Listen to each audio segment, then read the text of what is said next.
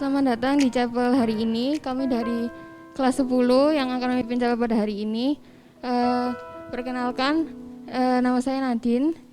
Nama saya Igra.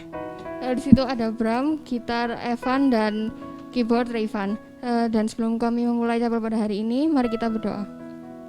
Tuhan, terima kasih atas kesempatan-Mu pada hari ini, dan setelah ini kami akan memulai chapel. Tolong supaya chapel ini bisa berjalan dengan lancar. Terima kasih Tuhan, dalam nama Tuhan Yesus kami bisa berdoa. Amin.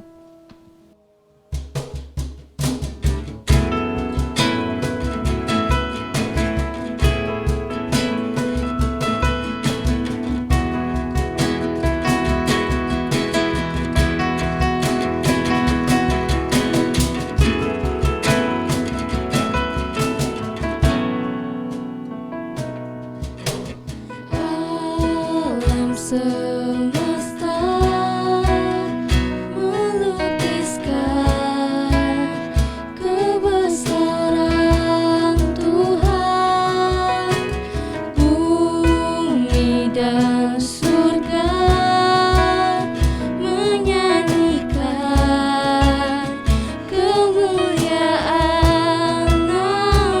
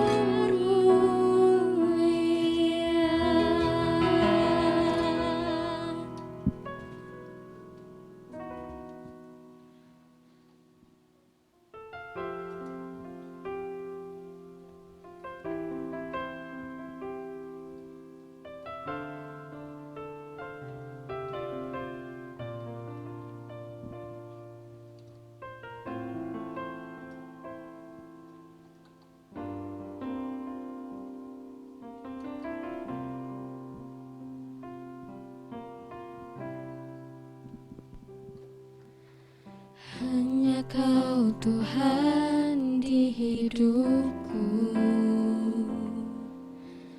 Kau berikan hidup yang baru.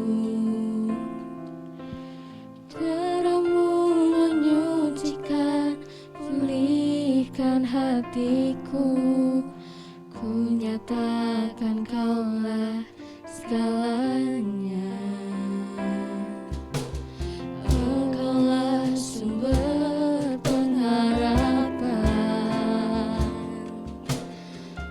kuasamu sanggup menyembuhkan. Jiwaku pun berserah hanya kepadamu, Yesus, Kaulah segalanya. Karena salibmu ku hidup, karena salibmu ku menang.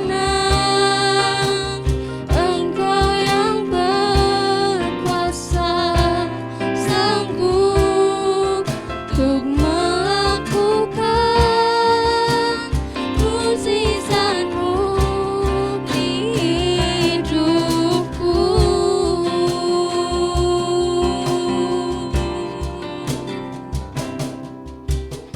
Engkaulah sumber pengharapan, kuasamu sanggup menyembuhkan. Oh, jiwaku berserah hanya kepadamu, Yesus, Kaulah segalanya. Karena salibmu ku hidup, karena salibmu ku menang. Engkau yang berkuasa sanggup untuk melakukan mukjizat-Mu. Karena salibmu ku hidup, karena salibmu ku menang. Engkau yang berkuasa sanggup untuk melakukan mukjizat-Mu di hidupku. Untuk melakukan mukjizat-Mu di hidupku.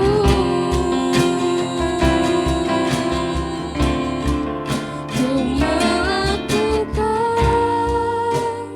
mukjizat-Mu di hidupku.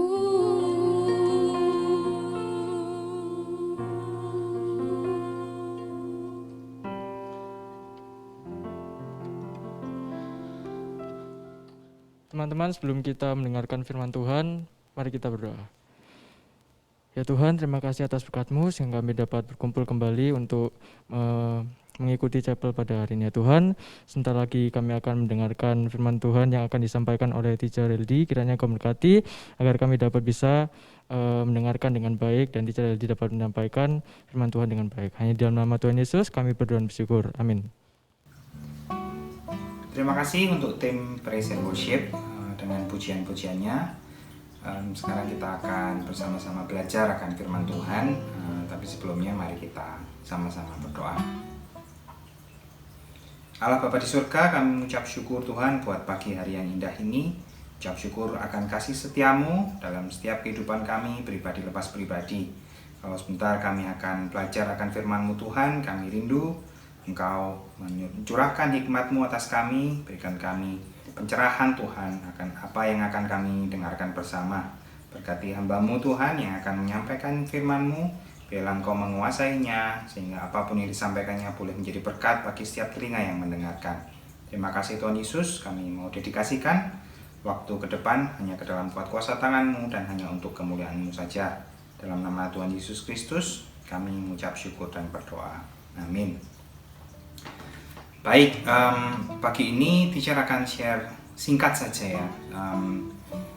Teacher dapat tema dari tim pastoral dari Efesus 6 ayat 1 sampai ayat 4. Tapi teacher akan fokus di ayat 1 sampai ayat ketiga saja pagi ini. Teacher akan bacakan ya. Dalam versi bahasa Inggrisnya bunyinya seperti ini ya. Children, obey your parents in the Lord, for this is right. Honor your father and mother. This is the first commandment with a promise, that it may go well with you and that you may live long in the land. Ya.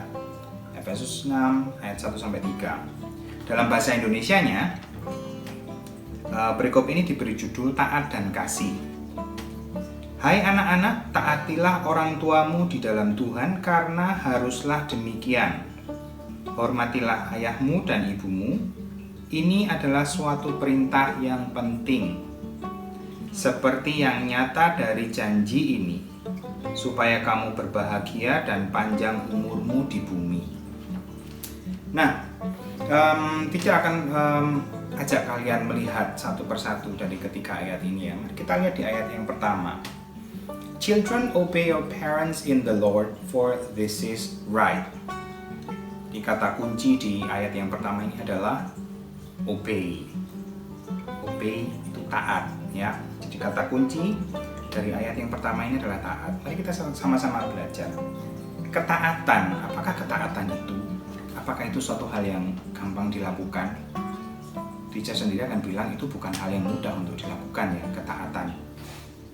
Ketaatan itu seperti interupsi, seperti gangguan ya dari luar terhadap apa yang sedang kita lakukan secara rutin, apa yang sedang kita lakukan secara reguler. Itu juga berarti bahwa kita harus melakukan sesuatu yang mungkin bahkan kita tidak suka untuk melakukannya. Itulah ketaatan. It's not something easy. It's not something very easy. It's very hard, in fact ya. Nah, di ayat yang pertama ini, kata pertamanya itu yang di bahasa Indonesia hai anak-anak, children. Nah, ini ditujukan kepada semua anak. Bukan hanya kalian saja, teacher juga anak. Siapapun yang masih memiliki orang tua, itu adalah anak. Secara khusus di ayat ini itu ditujukan kepada anak-anak yang masih hidup bersama dengan orang tua, anak yang masih tinggal di rumah bersama dengan orang tua. Jadi ini adalah perintah buat kalian ya di rumah ya. Oke. Lalu bagaimana dengan kalau aku misalnya saya tidak tinggal di rumah teacher, tapi saya tinggal di rumah bersama ibu kos, atau saya tinggal di rumah bersama ibu asrama, bapak asrama, tidak dengan orang tua saya sendiri. Bagaimana dengan hal itu? Nah, siapapun yang Tuhan percayakan untuk menjadi your guardian, siapapun yang menjadi wali kalian, itu sama dengan orang tua kalian. Ya, itu adalah perpanjangan tangan Tuhan menjadi orang tua kalian. Ketaatan seperti apa yang dicari Alkitab? What kind of obedience is the Bible is telling us to do as children? On my note here, I wrote down, God is not asking children, God is not asking us to blindly obey our parents. Ya, Tuhan tidak menyuruh kita untuk secara mutlak mengikuti orang tua kita. Betul, kita harus taat kepada orang tua. Tapi ada saat di mana kita tidak harus taat. Kapan itu? Loh, kapan teacher? Kapan itu kita boleh tidak taat terhadap orang tua? When our parents ask us to do anything contrary to Christ's command. Pada saat orang tua kita meminta kita melakukan hal yang tidak sesuai dengan perintah Kristus, disitulah kita bisa tidak taat. Ya. Karena apa? The mission for children is to trust and obey parents. Kenapa? Because it's a reflection. Itu adalah cerminan bagaimana kita mentaati Tuhan. Kita lihat di bagian terakhir ayat yang pertama ya, Rasul Paulus di sini mengatakan ada satu yang dikatakan ini karena haruslah demikian kalau di dalam bahasa Indonesianya ya. Mentaati orang tua itu adalah norma kehidupan yang benar ya. Kemanapun kalian pergi, itu adalah norma yang diterima dimanapun saja. Pada anak taat kepada orang tua. Tapi apakah sebatas itu saja bagi kita sebagai pengikut Kristus, ketaatan apapun yang dilakukan dikatakan orang tua kita taat. Tidak, ya itu tadi karena haruslah demikian. Kenapa kok harus demikian? Nah, kita masuk ke ayat yang kedua. Hormatilah ayahmu dan ibumu. Ini adalah suatu perintah yang penting seperti yang nyata dari janji ini. Kalau kalian lihat di dalam Alkitab bahasa Inggris ya, kalian akan bisa lihat quotation mark di situ ya.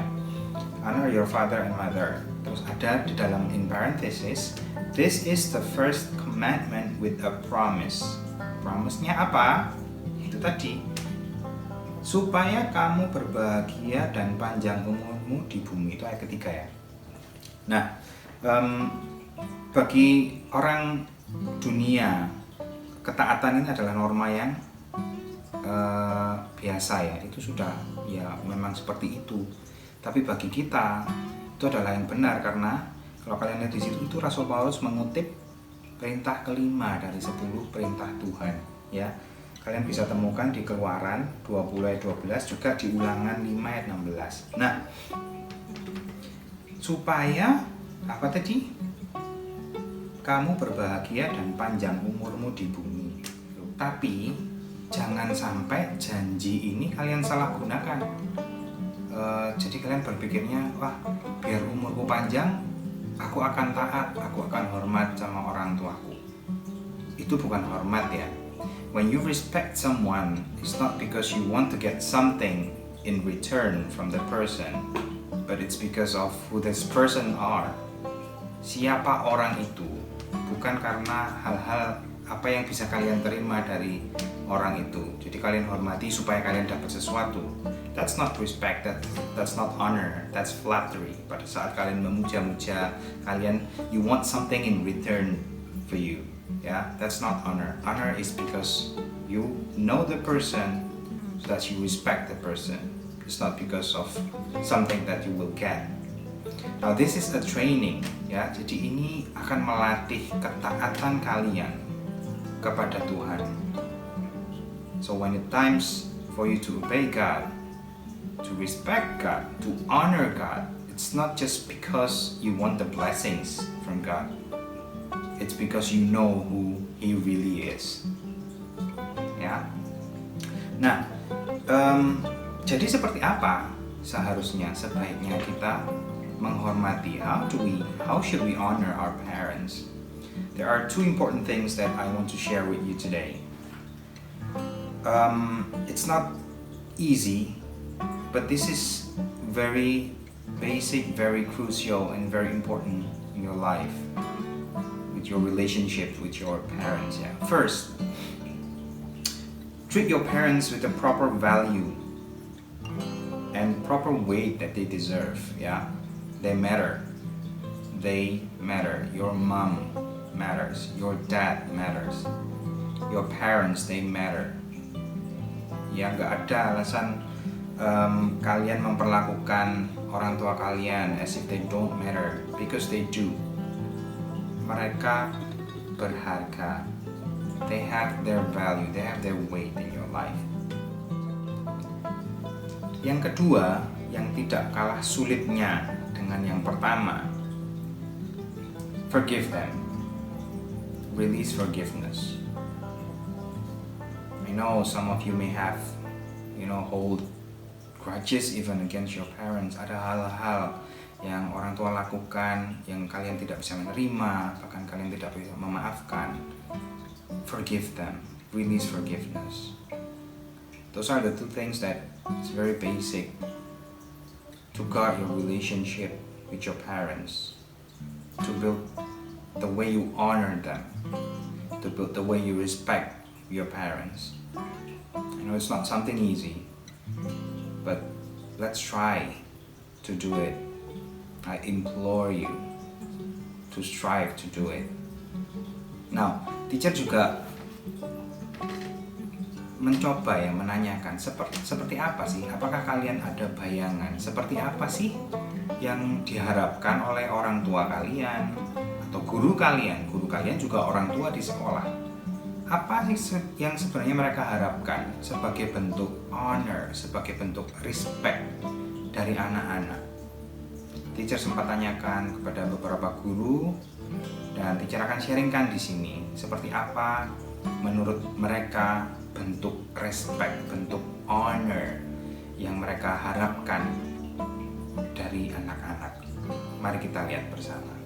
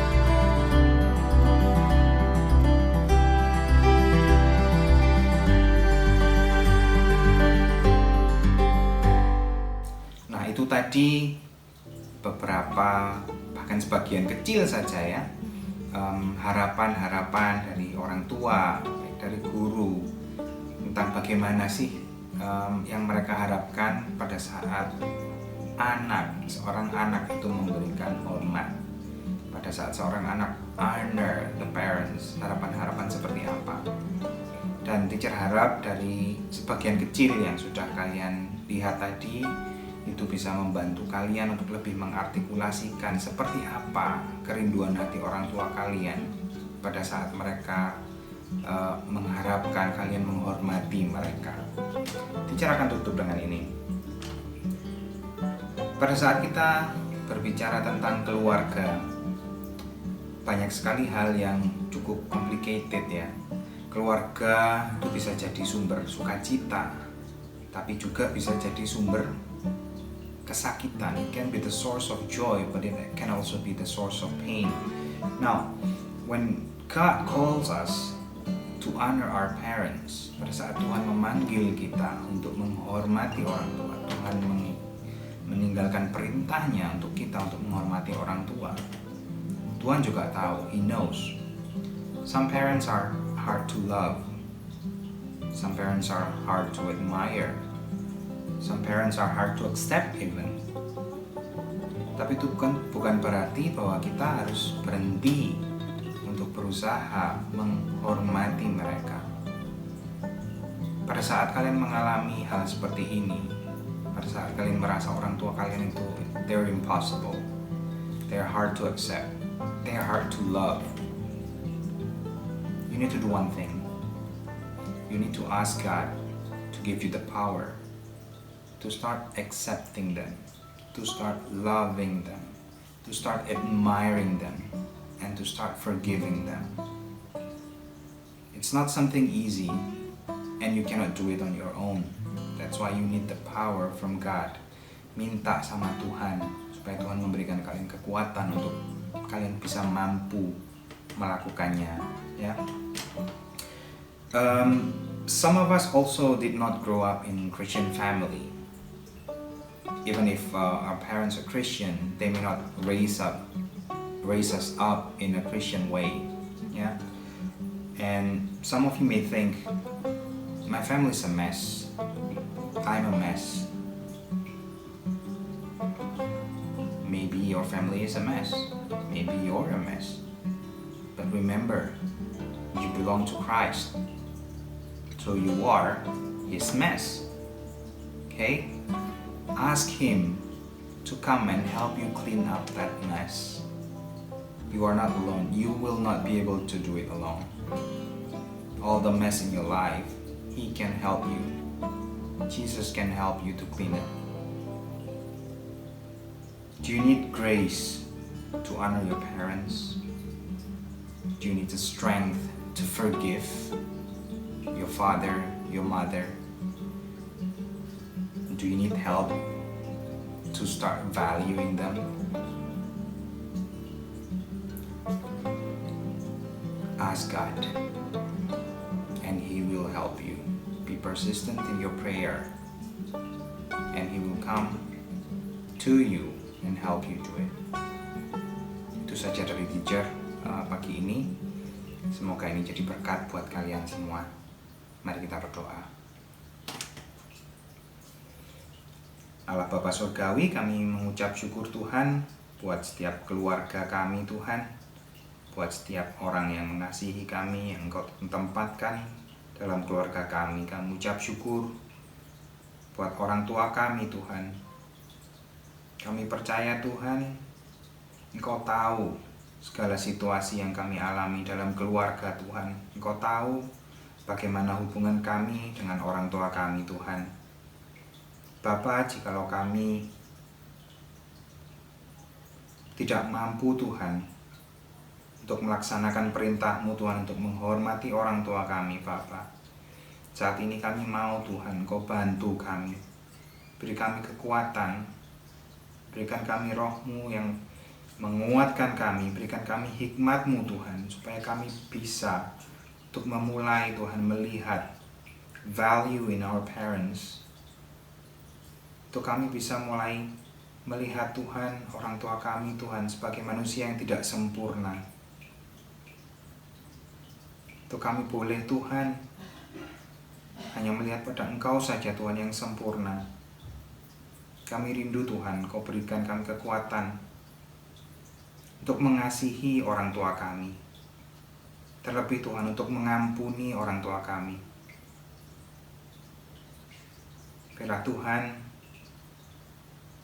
segala hal yang kami rasa tidak baik yang terjadi dalam keluarga kami, dalam hubungan kami dengan orang tua kami Tuhan, kami mau serahkan semuanya itu Tuhan di bawah kaki salib-Mu.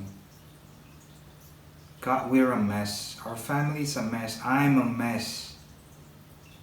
But one thing I want to do, I want to surrender all this mess onto your hands. Biarlah Tuhan Kau bekerja dalam setiap kehidupan keluarga kami Tuhan.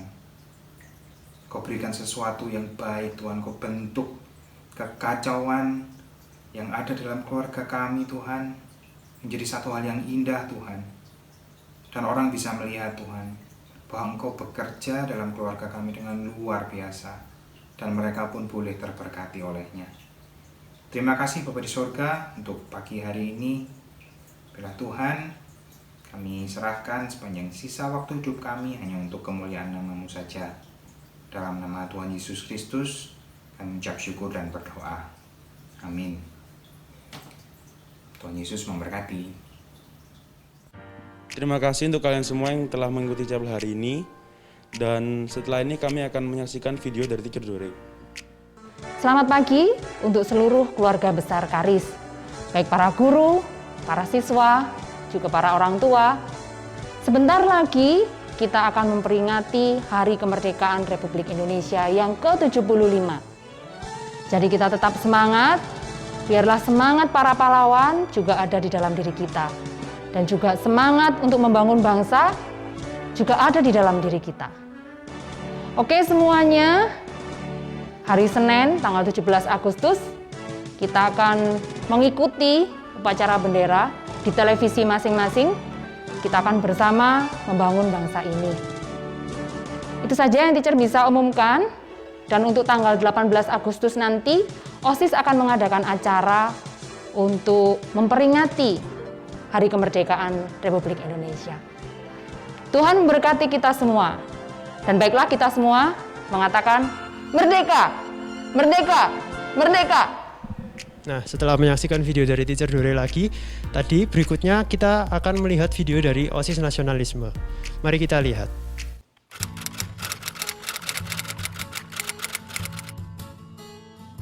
Menurut aku, kemerdekaan itu yang pertama merupakan suatu kebebasan. Yang kedua, menurut aku, kemerdekaan itu ketika kita merdeka dalam segala hal. Bukan hanya merdeka dari penjajahan saja, tapi juga merdeka dan bebas dalam seluruh aspek kehidupan kita. Arti kemerdekaan menurut saya adalah ketika bangsa Indonesia dapat berdiri tegak dengan sistem pemerintahnya sendiri dan masyarakat dapat bebas mengemukakan pendapatnya tanpa adanya ketakutan sedikit pun. Kemerdekaan menurut saya adalah kesempatan untuk kita memiliki jiwa yang ikhlas dan tanpa pamrih, semangat untuk berkarya yang tanpa batas, serta keberanian berkorban dalam relasi penuh toleransi. Kemerdekaan sekarang ini dapat kita rasakan di mana saja dan kapan saja, tergantung dengan bagaimana cara berpikir kita. Merdeka buat saya itu berarti kebebasan. Kebebasan beragama, kebebasan berpendapat. Tapi dengan kebebasan kita harus punya tanggung jawab. Seperti di sepak bola. Masa kita dapat tendangan bebas tapi pakai tendangan bebasnya untuk tendang ke belakang. Gak bisa toh? Kemerdekaan adalah ketika Indonesia berdaulat dan dapat menaklukkan setiap tantangan zaman dengan setiap warganya mengekspresikan diri dan keunikan masing-masing dalam satu kesatuan. Kemerdekaan adalah hak setiap orang untuk berekspresi tanpa adanya tekanan dari pihak lain. Arti kemerdekaan menurutku adalah Indonesia terbebas dari penjajah dan masyarakatnya bisa melakukan apapun tanpa adanya hambatan dari negara lain. Nah, kemerdekaan Indonesia bagiku untuk tahun ini adalah kita harus bisa mempertahankan kemerdekaan yang sudah didapatkan di tahun 1945 dengan cara menjaga persatuan dan toleransi.